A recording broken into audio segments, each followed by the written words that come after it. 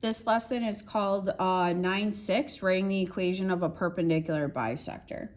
Okay, so as a short review, we've learned perpendicular bisector since day one. So that's literally going back to unit 1. So the definition is a perpendicular bisector of segment AB is the line perpendicular. Okay, so like right here, you want to write perpendicular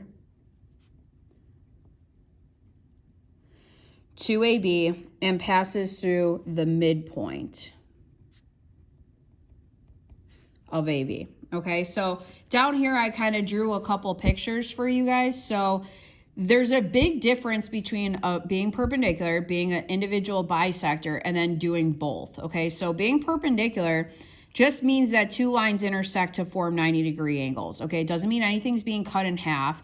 You could technically have perpendicular lines that look like this. Okay, because you have to remember a line goes on forever. So the big thing here is that when they crisscross, they give you 90-degree angles.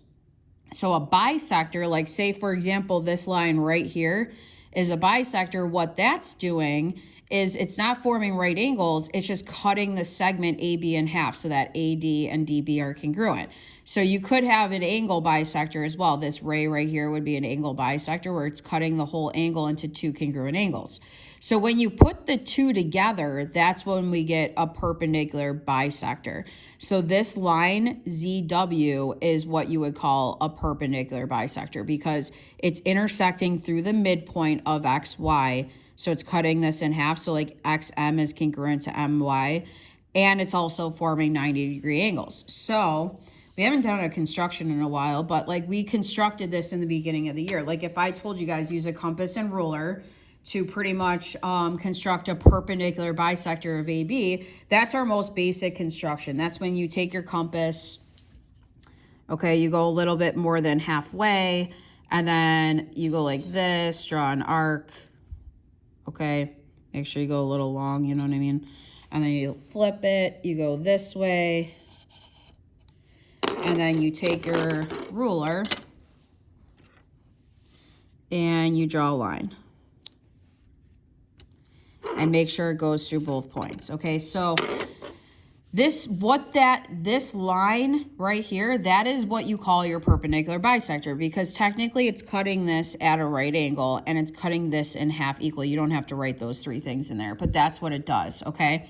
So what this lesson is we're just going to be writing our own equation of a perpendicular bisector. So graphically, we're going to be writing what the equation of the line is. Now, I put the steps on here. So this is the steps that you guys follow. If they're saying here's a line segment, okay, so the first thing we're going to do is graph this on a graph because this is very, it's a lot easier to understand when you have a picture. So if I plot those points, I have 1, -3, and then I have 7, up 5, 1, 2, 3, 4, 5. Okay, and you probably want to use a ruler because it comes out neater when you do that.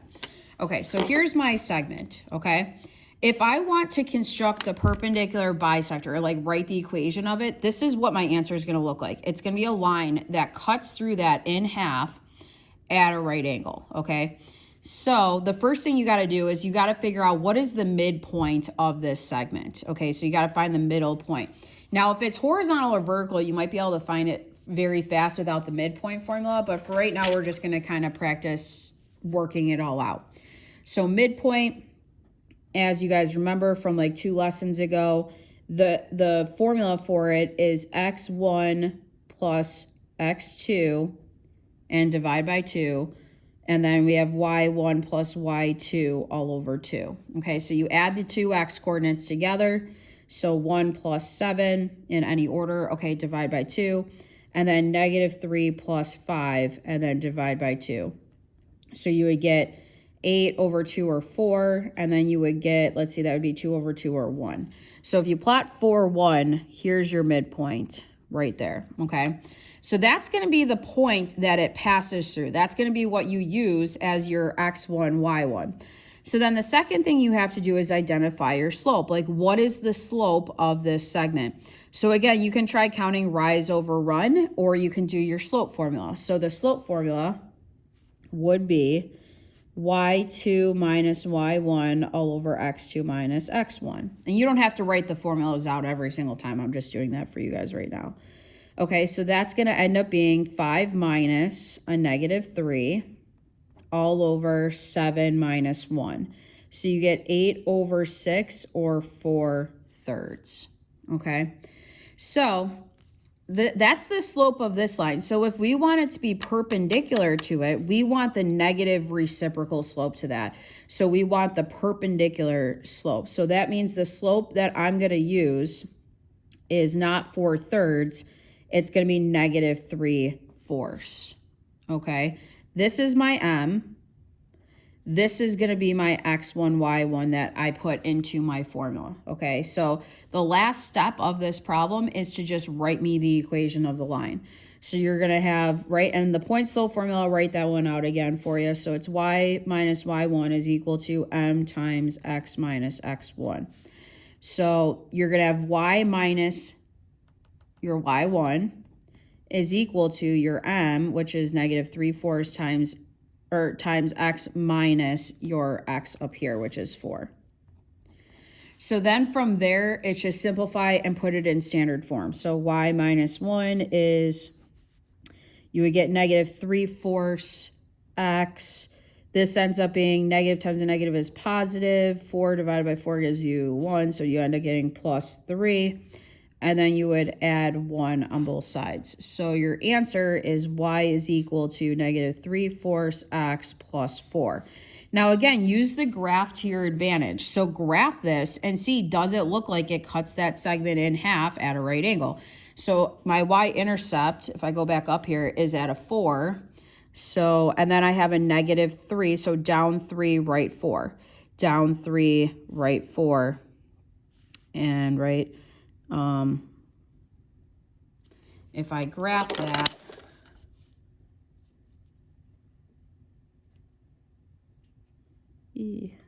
okay, sorry guys. If I graph that, it looks like this. So you can see it did everything it was supposed to do. It went through the midpoint, this line. It cut the segment in half so that this segment and this segment were congruent to each other at a right angle, okay? So that's your goal. Your goal is to write me this equation of this line in the end. So we're going to do this one more time, okay? Without, I mean, you could follow the same kind of steps because it's kind of like the same thing over and over again. So write the equation of line. That's the perpendicular bisector of the line segment that has these as endpoints. Okay, cool. So first thing, let's graph it. So -1 up 7, and then we got 9, -1. So this one's a little bit bigger. So there we go. Okay. So I got to find midpoint first. Now, some people can like naturally find midpoint. Like to me, it looks like this point right here, like the coordinate 4, 3. It looks like it would be in the middle, but you should still do the formula. Like you guys got to give me some kind of work. So the midpoint then is going to be, let's add the x's together, divide by 2, or take their average. So -1 plus 9 divided by 2, and then 7 plus -1 divided by 2. So you end up getting 8 over 2 or 4, and then this is 6 over 2 or 3. So if you plot 4 up 3, there's your midpoint, okay? This is going to be the point that it passes through. So that's going to be the first thing that I need in my equation. Okay, so the second thing is I got to find the slope of this line segment that they gave us. So the m is going to be y2 minus y1, so -1 minus 7, all over x2 minus x1, or 9 minus a -1. And that gives you -8 over 10, or -4/5. And if you check it, I mean, you're going down 4, right 5, down 4, right 5, so -4/5 makes sense. Okay, so you need the perpendicular slope to that. You don't want the -4/5 or else it'll be parallel. So you find the negative reciprocal. So that's going to be the m that you're going to put into your formula, okay? So then the last step is to actually write the equation of the new line. So you're going to say y minus y1 is equal to your m times x minus x1. So then you're going to distribute this. You have y minus 3 is 5/4 x minus 5. And then you add 3 on both sides. You get y is 5/4 x minus 2. And there you go. And if you graph it, so my y-intercept's at -2, I'm going up 5, 1, 2, 3, 4, 5 over 4. Up 5, 1, 2, 3, 4, 5 over 4, and so forth. So this is the line that I just made. So if you look at it, it's definitely cutting the segment in half at a right angle, so it looks perfect, okay? So this is what the answer is. The answer is write me the equation of the line that would be the perpendicular bisector to the segment.